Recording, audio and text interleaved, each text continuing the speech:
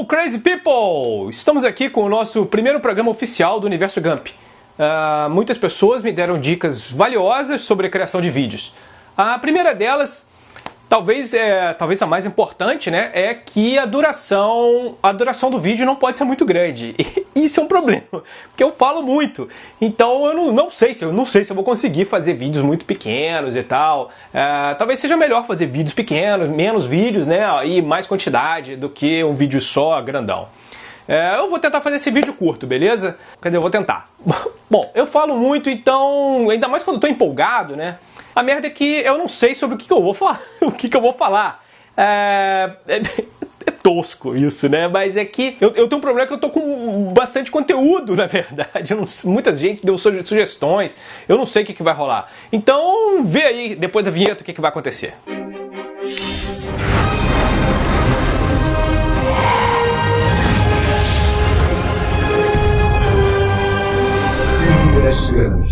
Porque o mundo não é bastante. Eu quero começar agradecendo a todos vocês que se inscreveram aqui no nosso canal e principalmente os amigos que estão ajudando a gente lá no Patreon, né? Se você ainda não está ligado no negócio do Patreon, eu vou botar o link aqui e você dá um cliquinho aí, de repente um cinquinho para ajudar a gente, tá?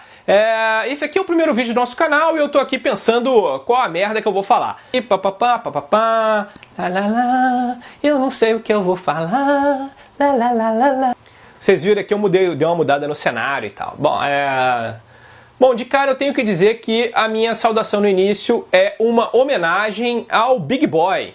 Big Boy, esse cara que está aparecendo aqui do lado, foi um cara muito importante para a música brasileira. Foi o aniversário dele 2 dias atrás. E se o Big Boy tivesse vivo, hoje ele estaria completando 70 anos, mané. A maioria da galera, obviamente, não conhece esse cara porque ele não tem idade, né? Pra saber quem era o Big Boy. Mas meu pai sabe quem é o Big Boy, minha mãe sabe quem é o Big Boy, eles namoravam ouvindo as músicas que o Big Boy tocava na rádio.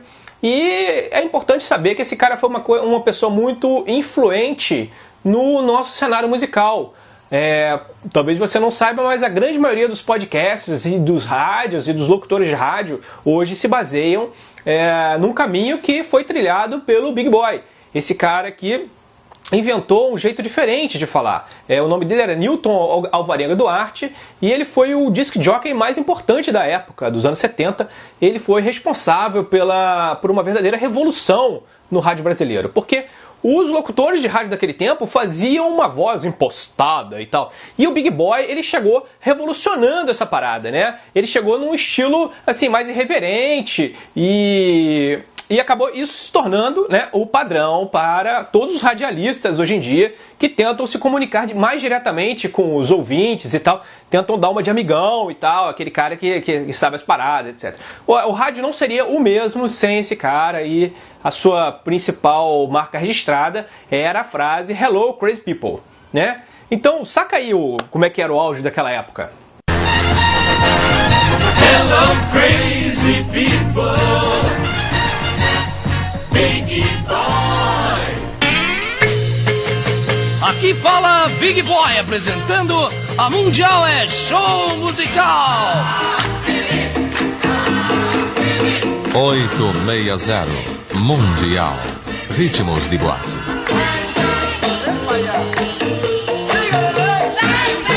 É como se você estivesse sentado, tomando seu drink e ouvindo no ambiente das noites cariocas aquela música. E agora, pela Mundial, Ritmos de Boate.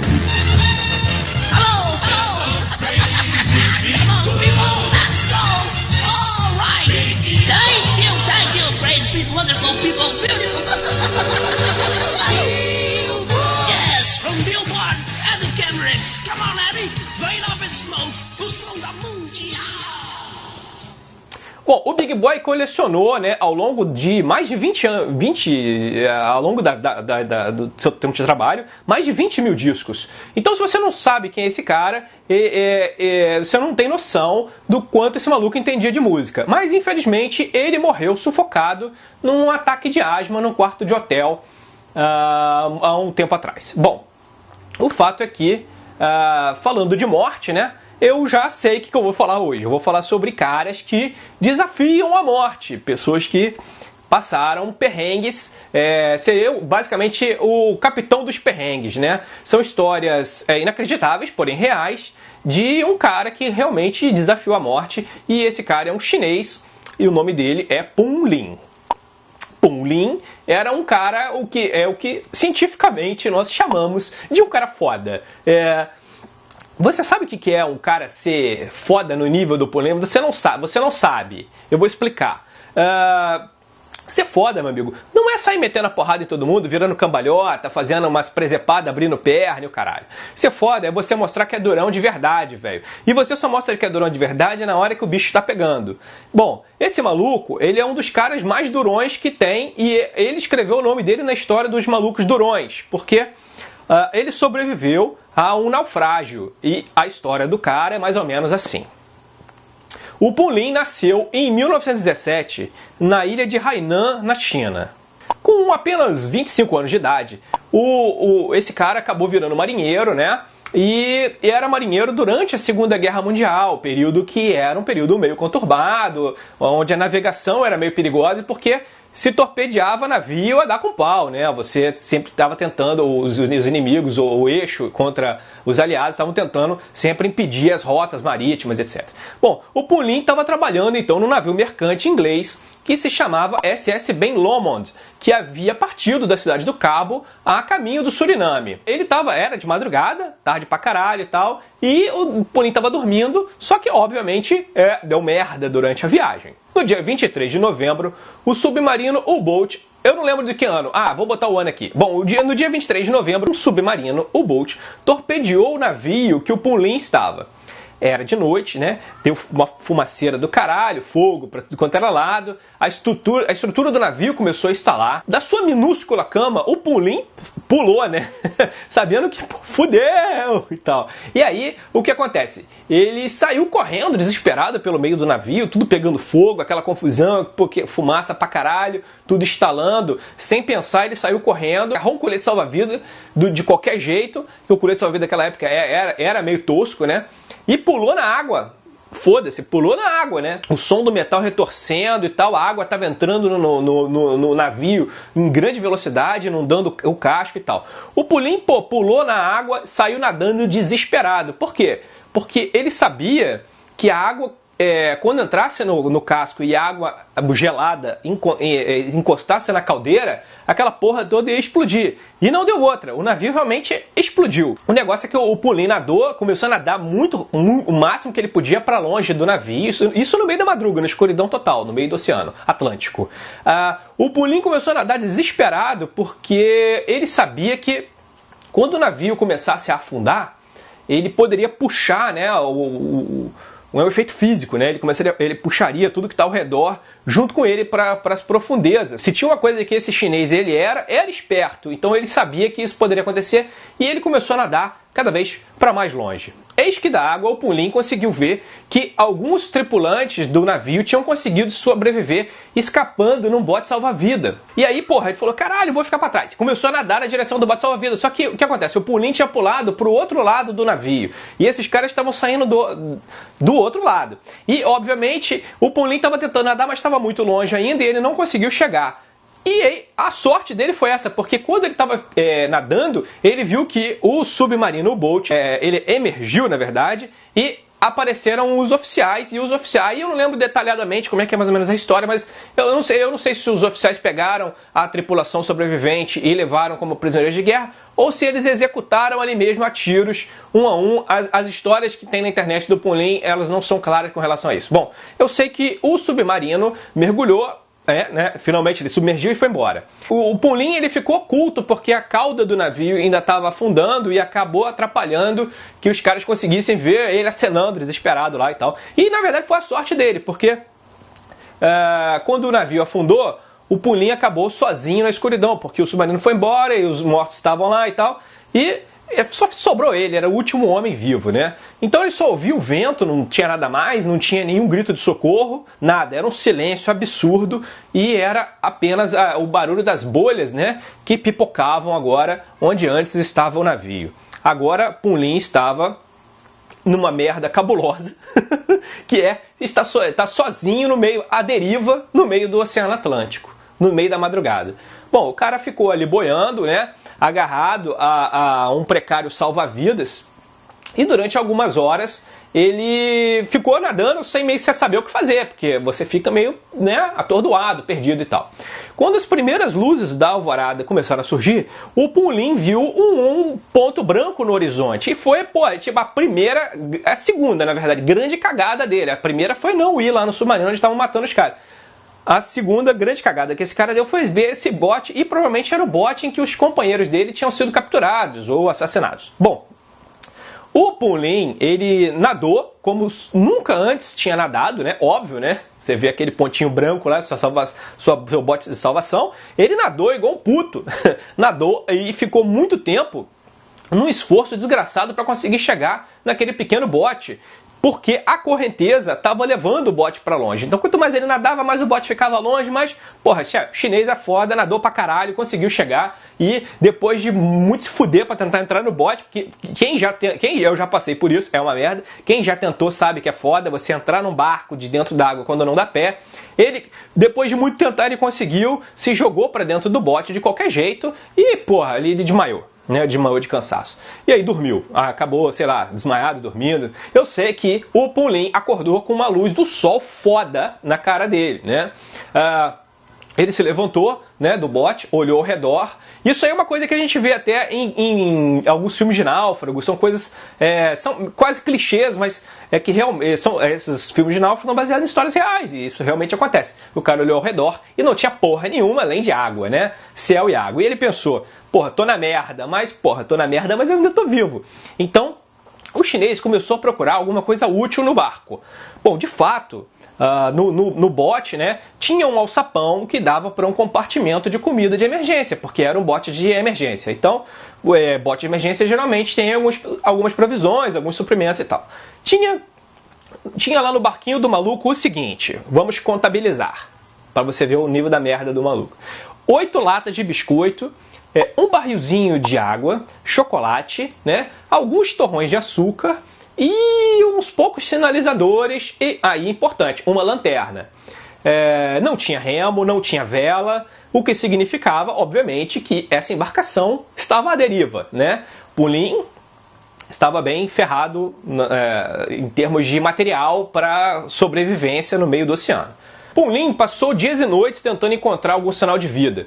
Ele estava topando, né, qualquer negócio, ele tinha esperança de dar de cara com um navio ou avião, né, que acabasse salvando ele. Mas, obviamente, isso não deu em nada, né?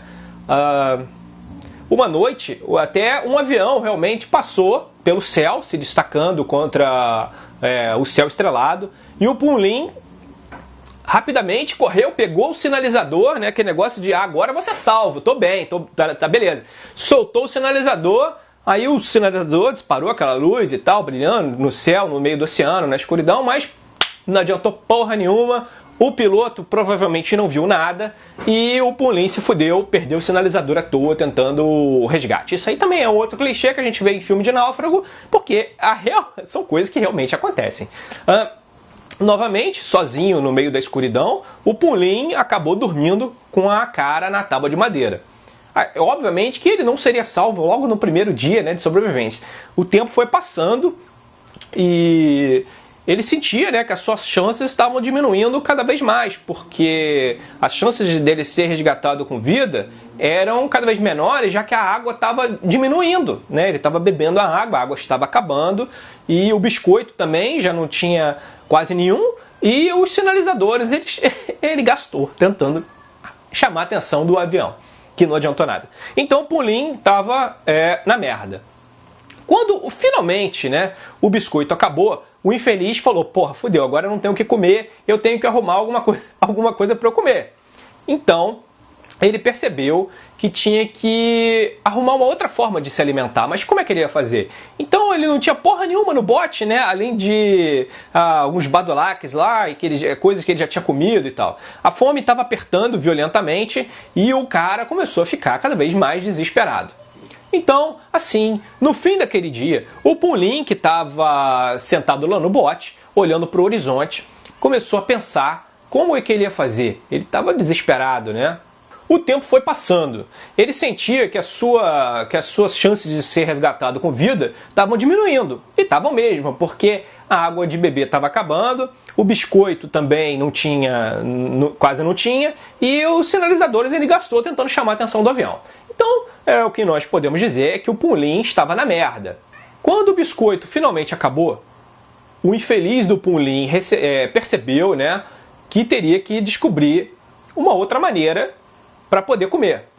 No fim daquele dia, o Punlin estava sentado no bote, olhando para o horizonte, como ele sempre fazia.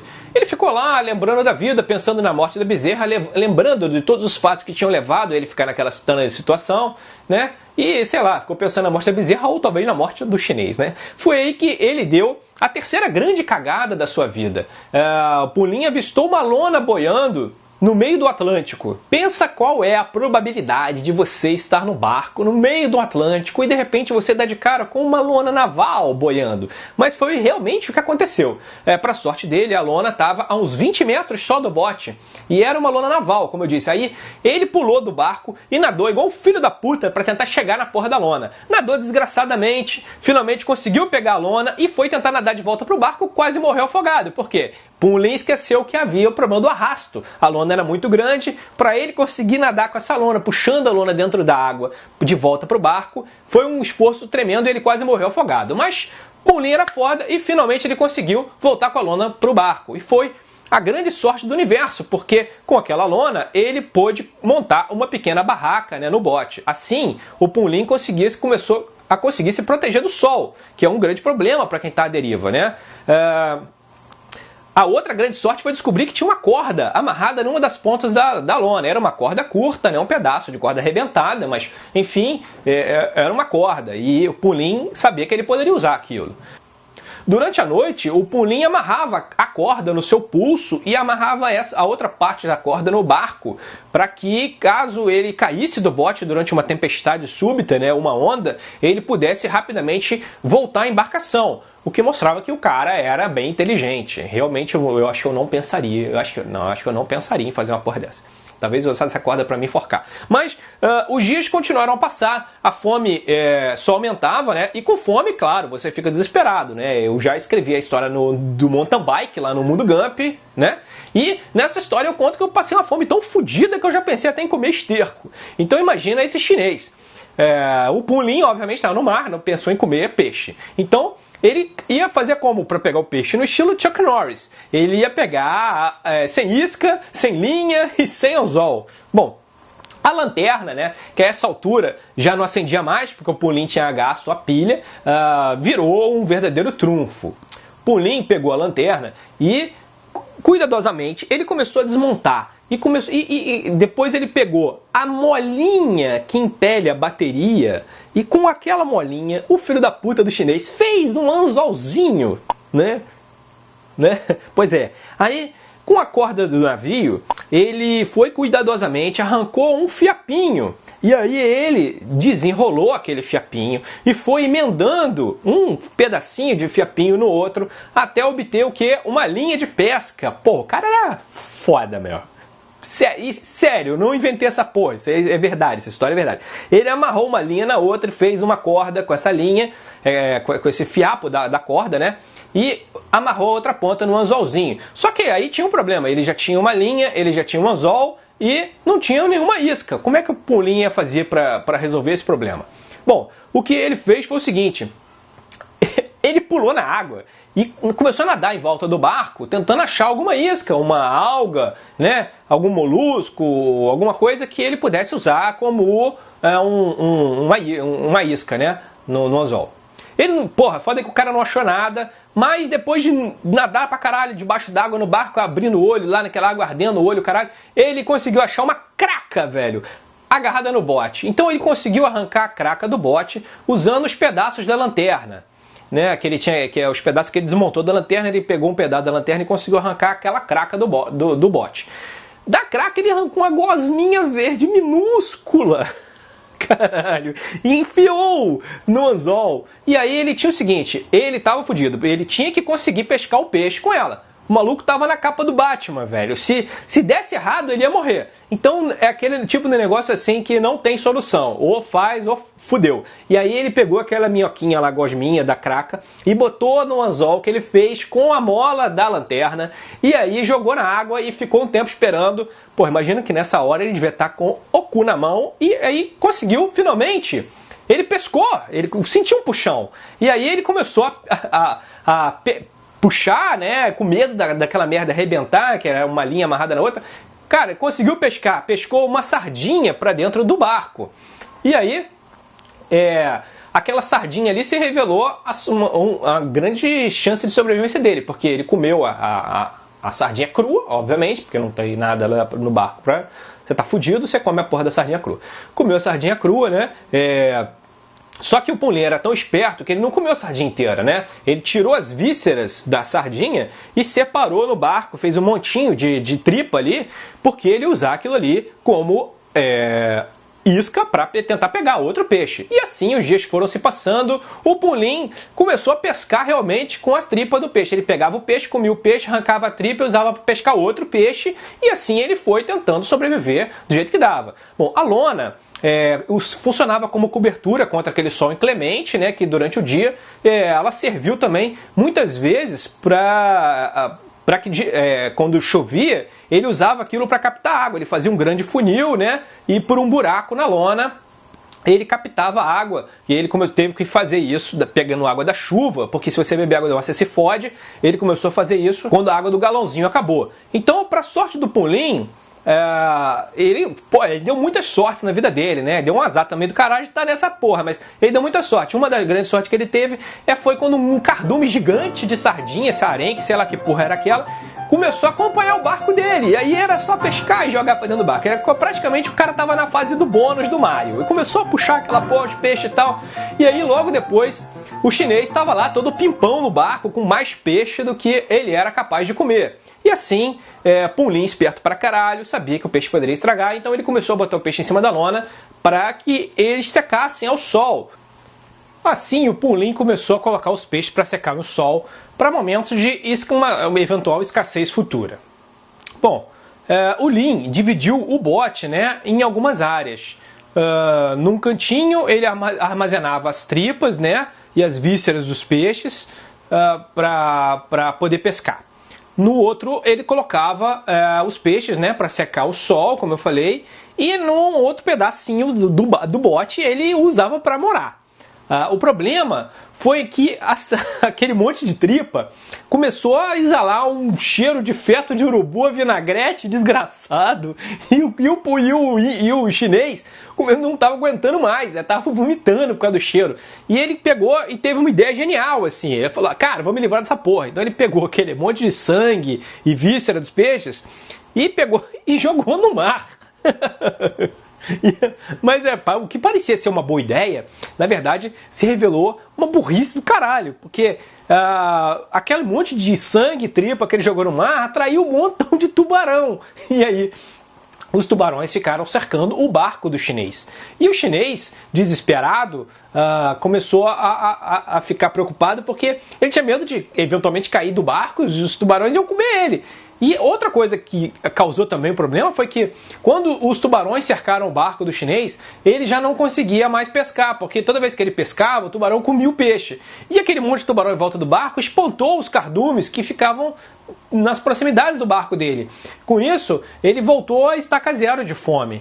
E o Punlin ficou realmente ferrado. Ele tava muito na merda, mas o chinês, cara, não se abalou. Ele ficou um bom tempo molhando, né, sacudindo as tábuas que tinha no barco, né, ele ficou molhando uma das tábuas e sacudindo para tentar arrancar aquela tábua do barco e dali poder tirar um preguinho, que era um preguinho que prendia aquela tábua no barco. Esse prego já era um prego enferrujado e torto, mas o chinês apostou todas as suas fichas naquela nova ideia. Usando a própria tábua arrancada como martelo, ele começou a converter aquele preguinho num novo e mais forte anzol. Então ele fez um anzol grande. Não obstante, né, ele arrancou do resto de corda que tinha vindo na lona, mais alguns fios e trançou esses fios, formando uma pequena cordinha, né? Porém bastante forte, que era adequada para aquele anzol maior. Daí que o Punlin fez? Ele pegou aquela última cabeça de peixe seco que ele tinha comido, né? Que tinha sobrado, falou, novamente, vou apostar todas as minhas fichas, essa é a minha última esperança. Então ele pegou aquela cabeça de peixe, espetou no prego enferrujado que ele transformou em anzol e jogou na água. E aí, o que aconteceu? O tubarão que estava rodando, um dos tubarões, né, que estava rodando em volta do barco dele, mordeu a cabeça do peixe.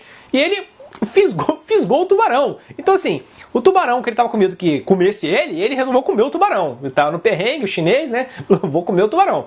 Pô, o chinês come de tudo, né? Então, puxou o tubarão para dentro do barco e o tubarão veio tentando morder tudo que podia encontrar pela frente. Daí ele começou a sapatear e tal, quase caiu do barco, mas aí ele pegou a tábua de madeira e começou a dar-lhe a havaiana de pau na cabeça do tubarão, matou o tubarão na porrada. Aí o Punlin ficou, beleza, tinha um tubarãozão no barco e aí ele começou a comer tubarão, comeu o tubarão pra caralho e bebeu o sangue do tubarão e ficou se mantendo, né, ali no barco comendo o tubarão. Para cortar o tubarão, o Punlin precisou usar um método mais inteligente. Então o que ele fez? Ele pegou um pedaço da lata que ele tinha usado, que não estava servindo mais para nada, e dobrou a lata na base da porrada com a tábua. E com isso ele conseguiu fabricar uma espécie de uma faca bastante afiada, mas bem primitiva. E com isso ele conseguiu ir cortando os filés de tubarão e foi comendo o tubarão assim. O problema é que nem tudo são flores, né? Ocorreu uma tempestade do Atlântico fudido que acabou com a água e a comida dele, então o vento em rajadas, né, cada vez mais fortes, quase chegou a arrancar a lona do bote, naquela cena muito parecida com a do náufrago, e o Punlin ficou lá desesperado, agarrado no bote, com medo de morrer. As tempestades do Atlântico, do Oceano Atlântico, elas são foda, né? Tanto que o Oceano Atlântico tem esse nome, e o outro se chama Oceano Pacífico, em função das tempestades cabulosas do Oceano Atlântico. Eu sei que aquela tormenta violentíssima, né, quase arrasou o Punlin, quase virou o barco dele várias vezes, as ondas monstruosas e tal. Bom, mas quando finalmente a tormenta passou, ele ainda estava vivo. O bote quase foi destruído, estava cheio d'água, mas ainda estava boiando e também não tinha mais nenhum peixe, obviamente, né? Não tinha mais nenhuma sombra do peixe. O chinês que começou a se desidratar, porque depois da tempestade ficou vários dias de sol inclemente, né? E ele não tinha água mais, então ficou sem beber nada, ele começou a desidratar violentamente. Punlin inventou uma outra malandragem. Ele improvisou com a tábua e uma lona uma cabana para que ele pudesse se proteger do sol. E como só restavam algumas tripas do cação dentro de uma das últimas latas que não se perderam com a tempestade, o Punlin fez uma parada que parece até maluquice. Ele pegou as tripas, né, e jogou por cima da lona. Olha a sagacidade do chinês, velho. Depois de que ele fez isso, ele ficou lá, ele se malocou debaixo da lona e ficou esperando. Desceu um albatroz para pegar as tripas que ele tinha colocado em cima da lona, né? Na primeira vez o albatroz desceu, deu uma reconhecida e saiu fora. E o Punlin ficou ali, só sacando a ave, né? Depois ele pegou mais alguns pedaços dos últimos pedaços do tubarão que ele tinha guardado para comer e jogou lá em cima do negócio. O albatroz desceu, veio quente nas tripas, né? Então o albatroz, quando pousou na armadilha, o Punlin deu um puxão e fechou a lona, formando uma espécie de arapuca, que acabou prendendo a perna do albatroz, que obviamente morreu a dentadas. Um chinês com fome é capaz de qualquer porra. Então, o chinês com fome não, quer dizer, até você com fome, né, é capaz de qualquer coisa. Bom, eu sei que o chinês, ele bebeu o sangue do albatroz, obviamente, né, depenou o bicho e comeu o que dava para comer. E após algum tempo depois, voltou a chover. E aí o perrengue dele até que diminuiu, porque ele na lona, né, ele conseguia captar água e armazenar nas latas, né? Aí beleza. Deixa eu contar esse pedaço, que esse pedaço é foda. Um dia ele tava dormindo, quando ele acordou com um barulho ensurdecedor, uma buzina de navio. Ele falou, caralho, que porra é? Ele acordou, achou que tava maluco, não tava. Tinha um puta de um cargueiro, cara, passando pertinho dele, igual num náufrago. É a mesma coisa, pertinho, aquele negócio. Ele olhou e falou, porra, tô salvo. Quando os malucos do cargueiro viram que ele era chinês, assim, Se fode aí, maluco. Foram embora, cara. O chinês se confundiu. Ficou, pelo amor de Deus. Aí ele ficou gritando, cara. E os caras foram embora, velho. Eu não acredito que os caras viram o chinês e largaram pra lá. A deriva no meio do oceano. Um maluco que faz a porra dessa, cara, ele deve ter uma sala com o nome dele na placa, na porta do inferno, cara. Que é muita putaria fazer isso. Mas aí aconteceu isso. O cargueiro, os caras viram o cara, deram tchau e foram embora. Bom, o Pulim, obviamente, né, ele quase se desesperou e pensou até em se matar quando ele viu o cargueiro sumindo no horizonte. Mas, pô, o cara, ele era Joseph Klimber, meu irmão. Ele não ia deixar barato. Então ele falou, porra, eu vou resistir e vou esfregar na cara desses filhos da puta que eles me abandonaram aqui. E foi o que o Pulim fez. Bom, mais alguns dias depois, ele tentando sobreviver como podia e tal, com peixe, papapá, bebendo água da chuva, se escondendo do sol, né, e comendo o pedaço do albatroz. Ele ouviu um barulho, olhou pra cima uns aviões, cara, da guerra voando baixo perto do oceano. Então o Pulim se animou novamente e falou, porra, é dessa vez que eu vou me dar bem. Fez um monte de sinal, acenou pra caralho, gritou, cacete a quatro. Não sei se tá dando pra ouvir meu filho berrando ali na varanda, mas... Bom, aí depois... Os aviões viram o Pulim, ó, aí falou, agora eu tô bem. Aí o avião fez um voo, fez uma volta, né, que é o padrão, né, de reconhecimento, deu 3 voltas em cima dele e jogaram uma boia de sinalização. O Pulim falou, porra, agora vão me salvar, beleza. E os aviões foram embora. Aí o Pulim, porra, começou a remar e tal, e pegou aquela tábua e começou a tentar remar para chegar na boia. Só que a boia estava sendo arrastada pela correnteza para longe dele. Tinha uma correnteza no lugar que ele estava, jogando ele para um lado, e a outra correnteza jogando a boia para o outro. Então era um esforço inútil para ele conseguir chegar na boia. Cara, para piorar, no final da tarde caiu uma puta de uma tempestade pior do que aquela outra. E aí ele perdeu a boia de vez. Cara, ele quase perdeu a vida de vez. Ele ficou se agarrando no bar. Aquela porra toda novamente, não vou contar outra vez. Bom, então, no início, né, o Pulim contava os dias amarrando pequenos nós numa das cordinhas que ele tinha. Mas depois ele decidiu que estava tanto tempo no mar que era mais prático contar o tempo através de cada lua cheia, né, através dos dias. Então ele fazia o cálculo, ele sabia quanto tempo ele estava lá. Então, eis que no dia 5 de abril de 1943, o Pulim se emocionou quando ele deu de cara com uma costa. Bom, eis que 3 pescadores brasileiros encontraram o chinês, né, no meio do mar, já perto de Belém. Olha aí no mapa o caminho que ele percorreu. Passou esse perrengue todo e quando ele foi finalmente encontrado pelos pescadores, não trouxeram ele para a terra, não. Os caras eram tão pobres que eles não podiam voltar com o barco sem ser com peixe. Então o Pulim ainda ficou com os malucos brasileiros pescando até encher o barco de peixe e finalmente poder voltar para a terra com peixe. O Pulim mostrou que era um cara cabuloso. Durante os 133 dias que o Pulim sobreviveu à fome, à sede, ao frio, ao sol, o caralho a 4, o Lim perdeu em torno de 10 quilos. Mas ainda andava sem ajuda, né, e estava bem forte quando ele foi encontrado. Ele ficou 2 semanas em um hospital aqui do Brasil, até que o consulado britânico bancou a volta dele para a Inglaterra. Um tempo depois, o Pulim acabou emigrando para os Estados Unidos, né? O cara, ele era, o mestre de dar umas sortes, assim. Quando ele emigrou para os Estados Unidos, estava proibida a imigração de chineses para os Estados Unidos, só que como ele era um herói, os caras até abriram uma exceção para ele, ele conseguiu emigrar, sabe? Depois ele descobriu que só 11 dos 55 tripulantes do navio que ele estava tinham sobrevivido àquele naufrágio. O rei George VI condecorou o Lim, né, com a medalha do Império Britânico, e a Marinha Britânica incorporou a aventura desse cara nos manuais de técnicas de sobrevivência, que são usados pela Marinha até hoje. Então os caras estudam o caso do Pulim, porque ninguém nunca sabe o dia de amanhã, você pode estar no barco e pode dar uma merda, né? Ele também acabou entrando para o Guinness Book of the Records, como o humano que passou mais tempo à deriva no meio do mar.